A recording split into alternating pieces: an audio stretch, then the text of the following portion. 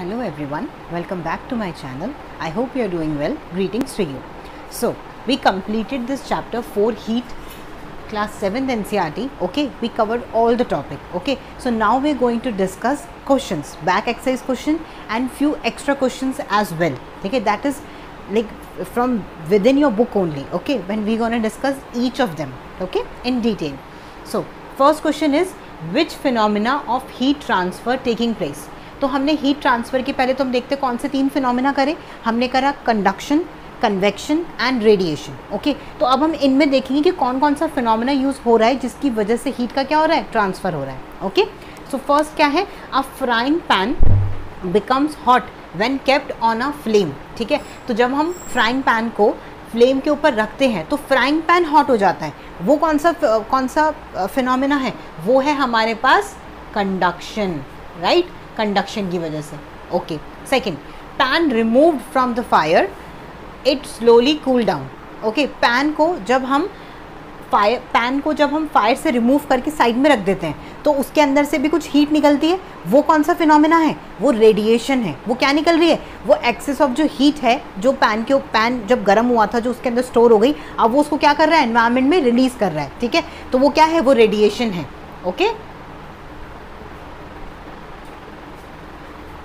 Third part, the heat from the sun reaches earth us. Okay, तो sun से जो heat आ रही है वो हमारे पास आ रही है. ठीक है, वो कैसे आ रही है, रेडिएशन के थ्रू. हमें पता है, हमने प्रीवियस क्लास में भी इसको डिस्कस किया था. ठीक है, तो ये भी हमारे पास किसका एग्जाम्पल है, रेडिएशन का एग्जाम्पल है.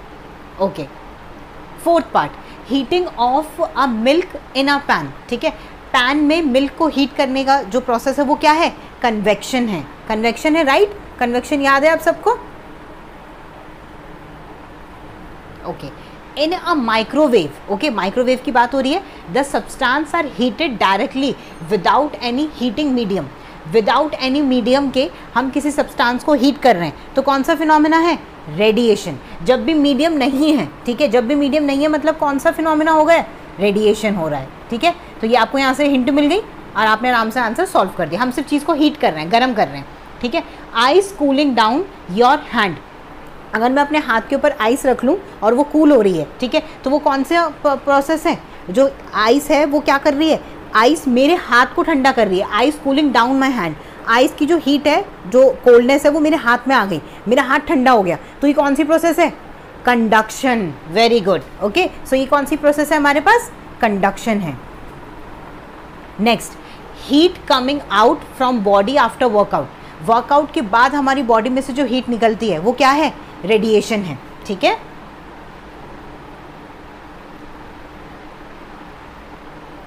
Hot air rising.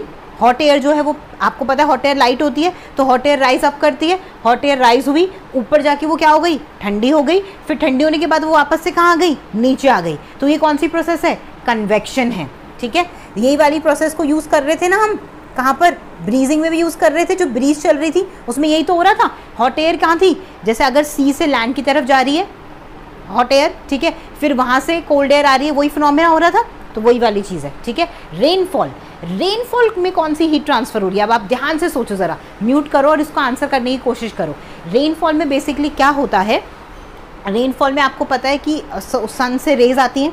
सन से रेज आती हैं, वो पानी को गर्म करती हैं. पानी जब गर्म हो जाता है तो वो क्या हो जाता है, इवेपोरेट होना स्टार्ट हो जाता है. इवेपोरेट हो रहा है मतलब वहाँ पे क्या, हीट जनरेट हो गई. हीट से पानी कहाँ चला गया, ऊपर चला गया.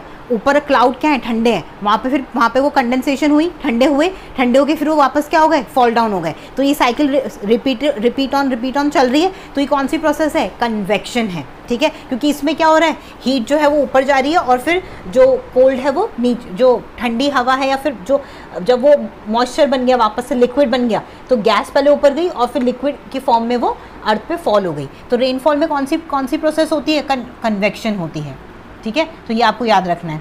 Okay, formation of sea breeze and land breeze, इसमें कौन सी प्रोसेस हमने पढ़ी थी, कन्वेक्शन पढ़ी थी. राइट, तो ये हमने कुछ क्वेश्चंस डिस्कस किए. ठीक है, तो आपको आई होप आपको समझ आए होंगे. अब हमने बहुत सारे एग्जांपल्स के साथ ये सब डिस्कस कर लिया. अब हम नेक्स्ट क्वेश्चन करते हैं.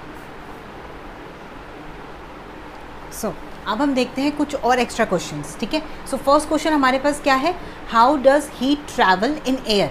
हमने पढ़ा था कि जो कंडक्शन है वो सबसे अच्छा किस में होता है, सॉलिड्स में होता है, ठीक है, मेटल्स में होता है, ठीक है, उसके लिए क्या चाहिए हमें, सॉलिड ऑब्जेक्ट चाहिए, ओके। बट हमने देखा था कि लिक्विड में और एयर में सबसे अच्छा क्या होता है, कन्वेक्शन होता है। तो हीट जो है एयर में कैसे ट्रैवल कर रही है, थ्रू कन्वेक्शन, ओके। सो इसका आंसर क्या हो गया, कन्वेक्शन, ठीक है। Next question, in which direction does the smoke goes. आपने स्मोक देखा है ना, जब गाड़ी चलती है, गाड़ी में से पीछे धुआं निकलता है ब्लैक कलर का, जिसे हम स्मोक बोलते हैं, ठीक है। तो वो जो स्मोक है वो कहाँ ट्रैवल करती है, वो हॉट होती है एक्चुअली, ठीक है। स्मोक आपने देखा होगा, आपको गरम गरम हवा लगती है जब भी आप किसी गाड़ी के पीछे, बस के पीछे से निकलते हो, आपको गरम गरम हवा लगती है। मतलब क्या है, वो जो स्मोक है वो क्या है, वो हॉट है, ठीक है। हमें पता है कि हॉट एयर जो होती है वो क्या होती है, लाइटर होती है देन कोल्डर एयर। तो हॉट एयर कहाँ जाएगी, राइजेस अप, तो हॉट एयर ऊपर जाएगी, मतलब स्मोक भी कहाँ जाता है, ऊपर जाता है। तभी आपको पता है ना एयर में इकट्ठा हो जाता है। आपने देखा होगा जब आप दिवाली पे पटाखे चलाते हो, ठीक है, वैसे नहीं जलाने चाहिए, ठीक है। Try to not burn fire crackers on Diwali, ठीक है। Just simply enjoy the time with your family members, right. So क्या होता है, फायर क्रैकर्स जब हम बर्न करते हैं उसमें से ब्लैक स्मोक निकलता है और वो हॉट होता है, ठीक है। वो सारा कहाँ जाके डिपॉजिट हो जाता है, एयर में ऊपर हमारे जो ट्रोपोस्फेयर में, वहाँ पे जाके डिपॉजिट हो जाता है। तो ट्रोपोस्फेयर में जब डिपॉजिट हो जाता है तो फिर आपको पता है स्कूल वेकेशंस पड़ जाती हैं। क्यों, क्योंकि दिल्ली में और सब स्टेट्स में इतना ज़्यादा स्मोक हो जाता है कि वो लिटरली बहुत ज़्यादा डेंजरस है हमारे लंग्स के लिए, ठीक है। तो इसलिए क्या करना पड़ता है, ऑफ करना पड़ता है। तो इसीलिए स्मोक, इससे हमें क्या पता चलता है कि स्मोक जो है वो हॉट है, हॉट एयर लाइटर होती है तो वो राइजेस अप करती है। तो इसलिए हमें क्या पता चला, smoke rises in upward direction, okay. So ये क्वेश्चन हो गया। Next question, can you lift a hot pan by holding it from the handle without getting hurt. क्या आप किसी पैन को पकड़ सकते हो बिना अपने हाथ को हर्ट करे? बिल्कुल पकड़ सकते हैं। कब पकड़ सकते हैं? जब उसके हैंडल के ऊपर किसकी कोटिंग हो, किसी इंसुलेटर की। इंसुलेटर क्या है, या तो वुड हो या फिर प्लास्टिक हो। अगर उसकी कोटिंग उसके हैंडल पर होगी तो हम उसको पकड़ पाएंगे। अगर उसकी कोटिंग नहीं होगी तो वो गर्म हो जाएगा, क्योंकि वो किसका बना है, मेटल का बना है। और मेटल क्या करते हैं, कंडक्शन करते हैं, कंडक्टर होते हैं। तो वो क्या हो जाएगा, पूरा हीटअप हो जाएगा। तो जब वो पूरा हीटअप हो जाएगा तो हम उसको होल्ड करेंगे तो हमें हर्ट होगा, हमारा हैंड क्या होगा, बर्न हो जाएगा, ठीक है। तो ये हो गया। Next question, Why are you advised to use an umbrella when you go out in the sun? ऐसी एडवाइस क्यों करती है मम्मा? भी बोलती है बेटा बहुत धूप हो रही है, अम्ब्रेला ले लो या गॉगल्स पहन लो, ठीक है। ऐसा क्यों बोलती है मम्मा? क्योंकि सन से क्या है, रेज निकल रही हैं, ठीक है। सन की जो रेज हैं वो हमारी बॉडी का टेम्परेचर बहुत क्या कर देंगी, इंक्रीज़ कर देंगी, ठीक है। रेडिएशन के थ्रू, रेडिएशन है वो हमारी बॉडी पे पड़ेगी, हमारी बॉडी का टेम्परेचर बहुत ज़्यादा रेज हो जाएगा, तो हमें क्या लगेगी, बहुत ज़्यादा गर्मी लगेगी। तो अम्ब्रेला बीच में कैसे एक्ट करेगा, एज अ बैरियर, ठीक है। तो जो रेज हैं, जैसे ये अम्ब्रेला है, रेज जब सन से जब जो रेज आएंगे और अम्ब्रेला के ऊपर जब पड़ेंगी तो अम्ब्रेला उनको क्या कर देगा, रिफ्लेक्ट बैक कर देगा, रिफ्लेक्ट कर देगा। तो हमारे ऊपर वो रेज नहीं आएंगी, तो हमें क्या लगेगा, यहाँ पे हमें कूल लगेगा, फिर हमें बहुत ज़्यादा गर्मी नहीं लगेगी, ठीक है। तो इसी वजह से एडवाइस किया जाता है कि use umbrella while going out in sun, okay. So I hope आपको ये चारों क्वेश्चन समझ आए होंगे। अब हम डिस्कस करते हैं और क्वेश्चंस। सो अब हम करेंगे एक्सरसाइज क्वेश्चंस, ठीक है। सो एक्सरसाइज क्वेश्चन में जो हमारा फर्स्ट क्वेश्चन है वो क्या है, वो है हमारे पास state similarities and differences between the laboratory thermometer and the clinical thermometer. तो हमें laboratory thermometer and clinical thermometer के बीच में क्या बताना है, डिफरेंस। पहले सिमिलैरिटीज़ बतानी है, फिर उन दोनों के बीच में डिफरेंस क्या है कि वो हमें अलग अलग तरीके से यूज़ करने पड़ते हैं, हमें वो बताना है, ठीक है। तो हमारे पास सिमिलैरिटी क्या है आपको पता भी है, हमने पूरे चैप्टर में डिस्कस करी है। दोनों थर्मामीटर के अंदर क्या है, मरकरी है, ठीक है। ये फर्स्ट सिमिलैरिटी हो गई। सेकेंड सिमिलैरिटी क्या है, दोनों थर्मामीटर के अंदर बल्ब है, ठीक है। ये सेकेंड सिमिलैरिटी हो गई। थर्ड सिमिलैरिटी क्या है, दोनों थर्मामीटर ग्लास के बने हैं, लॉन्ग है, नैरो है, ठीक है, दोनों थर्मामीटर। ये थ्री सिमिलैरिटीज़ हो गई। और क्या सिमिलैरिटी हो सकती है, और कोई सिमिलैरिटी हो सकती है? आप दोनों की पिक्चर को इमेजिन करो अपने माइंड में, दोनों में बल्ब हैं, ठीक है, दोनों के अंदर मरकरी है, ठीक है, दोनों के अंदर, दोनों ग्लास के बने हैं, और दोनों का टेम्परेचर हम किस में मेजर कर रहे हैं, डिग्री सेल्सियस में या फिर डिग्री फ़ारेनहाइट में। तो ये चार क्या हो गई, दोनों के अंदर सिमिलैरिटी हो गई। आप आराम से पिक्चर को इमेजिन करो, आप खुद आराम से सिमिलैरिटीज़ बता सकते हो। हमने आराम से डिस्कस करी, कोई प्रॉब्लम नहीं हुई हमको, ठीक है, अब हम देखते हैं दोनों के बीच में डिफरेंस। ठीक है, तो डिफरेंस सबसे पहले क्या है, जो क्लिनिकल थर्मामीटर है उसके अंदर क्या होता है, किंक होता है। क्लिनिकल थर्मामीटर में किंक होता है जिसकी वजह से मर्करी जिस भी टेम्परेचर पे आता है वो वहीं पर रुक जाता है। ठीक है, kink act as a barrier, ठीक है, जो मर्करी को वापस डाउन आने नहीं देता। ठीक है, और लेबोरेटरी थर्मामीटर के अंदर किंक नहीं होता। ये डिफरेंस हो गया। सेकंड डिफरेंस क्या है, दोनों के अंदर टेम्परेचर रेंज का बहुत डिफरेंस है, क्योंकि क्लिनिकल थर्मामीटर हम कहाँ यूज़ कर रहे हैं, हमारी बॉडी का टेम्परेचर मेजर करने के लिए। ठीक है, और जो हमारे पास जो लेबोरेटरी थर्मामीटर है उसको हम यूज़ कर रहे हैं वास्ट रेंज ऑफ टेम्परेचर को मेजर करने के लिए। तो डिग्री सेल्सियस में हमें पता है टेम्परेचर का रेंज क्या होता है, 35 to 42 डिग्री सेल्सियस। ठीक है, लेबोरेटरी थर्मामीटर में बहुत ज़्यादा हाई होता है। ठीक है, तो ये हो गया हमारे पास डिफरेंस। ठीक है, तो आपको समझ आ गया दोनों के सिमिलैरिटीज एंड दोनों का डिफरेंस। ओके, तो ये हमारा क्वेश्चन नंबर 1 डन हो गया। अब हम देखते हैं सेकंड क्वेश्चन। सेकंड क्वेश्चन बहुत सिंपल है, आप खुद ही आंसर कर दोगे। Give 2 examples each of conductors and insulator of heat. तो कंडक्टर्स के एग्जाम्पल हमने क्या क्या देखे थे, सारे जो हमारे पास वो थे मेटल्स थे वो कंडक्टर थे। मेटल में क्या क्या हो गया, एल्यूमिनियम हो गया, सिल्वर हो गया, गोल्ड हो गया, ये सब क्या है हमारे पास, हमारे सारे कॉपर वायर हो गए, ये हमारे पास सब हो गए कंडक्टर्स के एग्जाम्पल। इंसुलेटर के एग्जाम्पल क्या हो गए, प्लास्टिक हो गया, पेपर हो गया, ठीक है, और क्या हो गया, वुड हो गया, ये सब क्या है हमारे पास, कपड़ा हो गया, क्लॉथ हो गया। ठीक है, ये सब एग्जाम्पल किसके हैं, हमारे पास इंसुलेटर के। ओके, अब हम देखते हैं question number 3। Question number 3, fill in the blanks. Question number 3 basically हमारे पास फिल इन द ब्लैंक्स है। ठीक है, सो मेरे साइड में आपको पिक्चर दिखेगी फिल इन द ब्लैंक्स की। ओके, मैं एक एक करके बोलूँगी, आप ध्यान से सुनना। तो फर्स्ट क्या है हमारे पास, the hotness of an object is determined by its. किसी भी चीज़ की हॉटनेस को अगर हमें डिटरमाइन करना है तो कैसे हम डिटरमाइन करेंगे, उसके टेम्परेचर से। ठीक है, टेम्परेचर से डिटरमाइन करेंगे। तो फर्स्ट का आंसर क्या हो गया, temperature. Second question, temperature of boiling water can not be measure by dash thermometer. तो कौन से थर्मोमीटर से हम बॉइलिंग वाटर का टेम्परेचर मेजर नहीं कर सकते, क्लिनिकल थर्मामीटर से। ठीक है, ये हमने अभी देखा, क्लिनिकल थर्मामीटर सिर्फ कहाँ यूज़ कर सकते हैं हम, ह्यूमन बॉडी पे, और उसको हम कहीं पे यूज़ नहीं कर सकते। बाकी सब जगह पे हमें किससे मेजर करना है, लेबोरेटरी थर्मामीटर से। Okay, third part, temperature is measure in. Temperature को हमने कौन कौन से किस में मेजर किया, यूजुअली डिग्री सेल्सियस में। ठीक है, फ़ारेनहाइट भी लिख सकते हो आप, डिग्री सेल्सियस भी लिख सकते हो, जो भी आपको याद आए वो लिख सकते हो। ठीक है, क्वेश्चन नंबर 4। क्वेश्चन नंबर 4 क्या है, no medium is required for transfer of heat by the process of. कौन सी ऐसी प्रोसेस है हीट ट्रांसफ़र की जिसमें किसी मीडियम की ज़रूरत नहीं है, आपको पता है answer, radiation. Right. Question number part 5 देखते हैं अब हम। ठीक है, अ कोल्ड मतलब ठंडी, a cold steel spoon is dipped in a cup of hot milk, it transfer heat to its other end by the process of. क्या होगा, इसका मतलब क्या है कि हमने एक स्पून है जो ठंडी है, उसको हमने गर्म पानी में डिप किया तो वो क्या हो गई, पूरी गर्म हो गई। तो ये कौन सा प्रोसेस है, कौन से हीट ट्रांसफ़र की वजह से हुई, कंडक्शन की वजह से। ठीक है, अब लास्ट पार्ट देखते हैं इसका, F part, clothes of dash colours absorb heat better than clothes of light colour.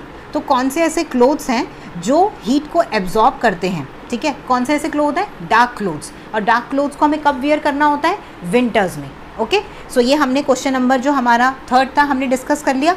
अब हम डिस्कस करते हैं क्वेश्चन नंबर 4। ओके, अब हम डिस्कस करते हैं question number 4।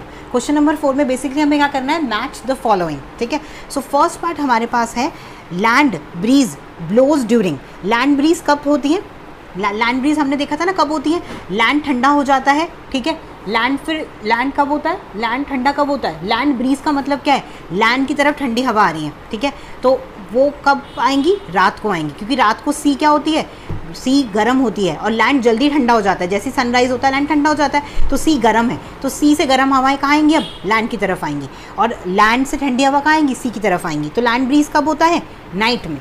Okay, so first का आंसर क्या हो गया हमारे पास, नाइट। ठीक है, सेकेंड पार्ट है, sea breeze blows during. Sea breeze कब होती है हमारे पास, डे के टाइम में, तो अपोजिट हो गया। ठीक है, सी से ठंडी हवाएं आ रही हैं। ठीक है, अब क्या है, dark coloured cloth are prefer during. अभी हमें मैंने बताया था प्रीवियस क्वेश्चन में, डार्क कलर क्लोथ हमें कब वेयर करने होते हैं, विंटर में। ओके, और light colour cloth, next question है, नेक्स्ट पार्ट है, लाइट कलर क्लोथ हम कब वेयर करते हैं, इन समर। ओके, तो ये हमने 4th क्वेश्चन में डिस्कस कर लिया। अब हम देखते हैं क्वेश्चन नंबर 5। क्वेश्चन नंबर 5 क्या कह रहा है, Why? Discuss why wearing more layers of clothing during winter keep us warm than wearing just one thick piece of clothing. ये मैंने आपको प्रीवियस क्लास में प्रॉपरली एक्सप्लेन किया था कि लेयरिंग में क्या होता है. एयर जो है वो एज अ ब्लैंकेट और अ ब्लॉकेज का काम करती है, इंसुलेटर का काम करती है, हमारी बॉडी की हीट को बाहर निकलने नहीं देती. ये मैंने आपको प्रॉपरली एक्सप्लेन किया था, तो आप प्रीवियस वीडियो देखना, आपको समझ आ जाएगा. ठीक है, नहीं समझ आएगा तो आप कमेंट डाउन बिलो, मैं दोबारा समझा दूंगी. ओके, नेक्स्ट क्वेश्चन देखते हैं. अब आपको मेरे साइड में एक फिगर दिख रही होगी. ठीक है, ये वाला एक्सपेरिमेंट भी मैंने आपको करके दिखाया है. ठीक है, ये वाला एक्सपेरिमेंट मैंने आपको प्रीवियस वीडियो में करके दिखाया है. ठीक है, जो हमारे पास जो पैन है, फोटो में आप देखो, जो पैन है, जो पैन हीट हो रहा है वो कौन सी प्रोसेस से हीट हो रहा है? कंडक्शन से. पैन के अंदर जो वाटर है वो कौन सी हीट, ट्रांसफर ऑफ हीट से बॉयल हो रहा है? कन्वेक्शन से. और जो आसपास आपको रेज फील हो रही हैं जब आपका जो पैन गर्म है या जो आपका फ्लेम जल रहा है उससे जो रेज निकल रही है वो क्या है? वो रेडिएशन की वजह से है. ठीक है, तो ये हमने प्रीवियस एक्सपेरिमेंट में आपको एक्सपेरिमेंट करके दिखाया, आप उसमें देखोगे तो आपको और अच्छे समझ आएगा. ठीक है, ये हमारे पास 6 क्वेश्चन डन हो गया. अब हम देखते हैं क्वेश्चन नंबर 7.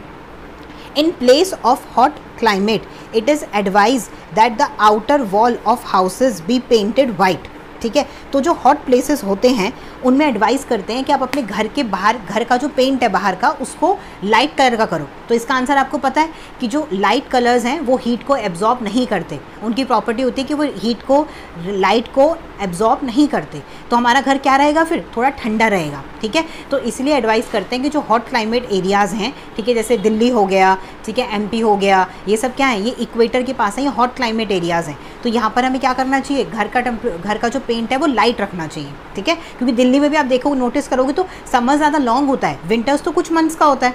ठीक है, अब हम देखते हैं क्वेश्चन नंबर 8.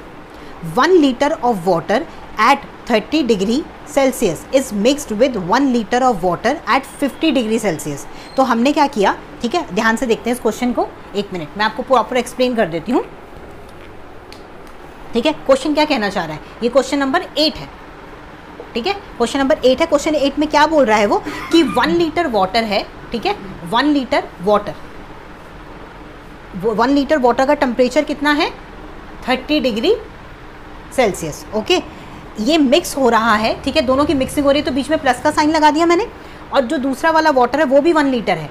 1 लीटर, ठीक है, वाटर है, बट उसका टेम्परेचर अलग है. उसका टेम्परेचर हमारे पास क्या है? 50 डिग्री सेल्सियस. ठीक है, तो अब हमें क्या बताना है? The temperature of the mixture will be. तो जो दोनों मिक्सचर का जो टेम्परेचर होगा, इन दोनों, जब भी दोनों आपस में मिलेंगे तो टेम्परेचर क्या होगा? ए है हमारे पास 80 डिग्री सेल्सियस की, दोनों प्लस हो गए. ठीक है, या फिर more than 50 but less than 80, या फिर होगा 20 डिग्री सेल्सियस, या फिर बिटवीन 30 डिग्री एंड 50 डिग्री. तो आप बताओ क्या होगा? बिटवीन 30 डिग्री एंड 50 डिग्री, क्योंकि जब दोनों मिक्स हो जाएंगे, आपको पता है ना कि ये वाला जो हमारे पास वाटर है ये ज़्यादा गर्म है. ठीक है, as compare to this water, क्योंकि इसका टेम्परेचर ज़्यादा है, तो ये अपनी हीट किसको दे देगा? इसको दे देगा. तो इसकी हीट ऑब्वियस सी बात है कम होगी. अगर ये अपनी 10% हीट इसको दे देगा, तो इसने अगर अपनी 10 डिग्री सेल्सियस इसको दे दिया, आप सपोज करो, तो ये कितने पे आ गया? 40 डिग्री पे आ गया. और इसमें से माइनस हो गया 10 डिग्री सेल्सियस, तो ये कितने पे आ गया? ये भी 40 डिग्री पे आ गया. तो 40 डिग्री मतलब टेम्परेचर किसके बीच में है? 30 डिग्री सेल्सियस से 50 डिग्री सेल्सियस के बीच में जो है वो टेम्परेचर दोनों का हो जाएगा. आपको समझ आया कैसे हुआ? ये होता है क्योंकि ये ज़्यादा गर्म था, तो इसने अपनी थोड़ी सी हीट अपनी इसको दे दी. अब दोनों इक्वल हो गए, अब कोई भी हीट का ट्रांसफ़र नहीं होगा. ठीक है, तो ये हमारे पास क्वेश्चन 8 डिस्कस हो गया. अब हम देखते हैं next question, question number 9. Question number 9 क्या कह रहा है? An iron ball at 40 degree Celsius is dropped in a mug containing water at 40 degree Celsius. मतलब जो आयरन बॉल है, जो हमारे पास आयरन बॉल है, उसका टेम्परेचर भी 40 डिग्री सेल्सियस है.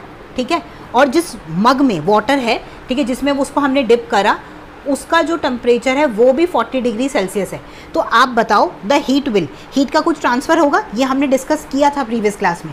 कुछ भी ट्रांसफ़र नहीं होगा, क्योंकि दोनों का टेम्परेचर एकदम सेम है, तो कोई भी ज़्यादा नहीं है, कोई भी कम नहीं है, तो हीट का ट्रांसफ़र यहाँ पर नहीं होगा. तो इसका आंसर क्या हो गया? B, not flow from iron ball to water और from water to iron ball. ठीक है, रीज़न आपको क्लियर है. Next question, a wooden spoon, question number 10. A wooden spoon is dipped in a cup of ice cream, its other end. ठीक है, क्या हुआ? एक वुडन स्पून को हमने डिप किया आइसक्रीम में. ठीक है, तो क्या होगा? बताओ क्या होगा? एक वुडन स्पून है, वुडन की स्पून है, वुडन क्या होता है, ध्यान से याद करो, स्टील की स्पून नहीं है, यहीं पे कंफ्यूज नहीं होना, कौन सी स्पून है, वुडन की स्पून है। वुडन क्या है, इंसुलेटर है, तो अपने अंदर से हीट ट्रांसफर नहीं करेंगे तो कोई चेंज नहीं आएगा, ठीक है। जैसी वुडन स्पून का टेम्परेचर जहाँ से हमने होल्ड किया वैसा है, वो वैसा ही रहेगा, ठीक है। तो इसका पार्ट क्या हो गया, आंसर डी हो गया, डज नॉट बिकम कोल्ड, कुछ नहीं होगा, ठीक है। Next question, stainless steel pan are usually provided with copper bottom. जो स्टेनलेस स्टील के जो पैन्स होते हैं उनका जो बॉटम होता है वो कॉपर से कवर होता है, ठीक है। आप कभी घर पे देखना, मम्मा से पूछना, नीचे जो उसका बॉटम है वो कॉपर से कवर होता है। The reason for this could be that, तो रीज़न क्या है, क्यों कॉपर से कवर है, आप खुद सोचो। कॉपर क्या है, मेटल है, और मेटल क्या होता है, गुड कंडक्टर होते हैं, तो इसलिए हमने उसको कॉपर से कवर कर दिया ताकि वो हीट को क्या करे, अपने अंदर से जल्दी से ट्रांसफ़र करे और पैन हीट हो जाए। जैसे ही पैन हीट होगा तो उन रेडिएशंस की वजह से, आप रेडिएशन होगी, फिर कन्वेक्शन होगी, और हमारी क्या होगी, जो सब्जी है वो जल्दी बन जाएगी, ठीक है। तो ये सारी प्रोसेस लिंक्ड है, ठीक है। तो इसका आंसर क्या होगा, C part, copper is a better conductor of heat than the stainless steel, ठीक है। तो आई होप आपको ये चैप्टर क्लियर होगा। हमने सब कुछ चैप्टर से भी डीपली डिस्कस कर लिया with different questions. Thank you so much for watching.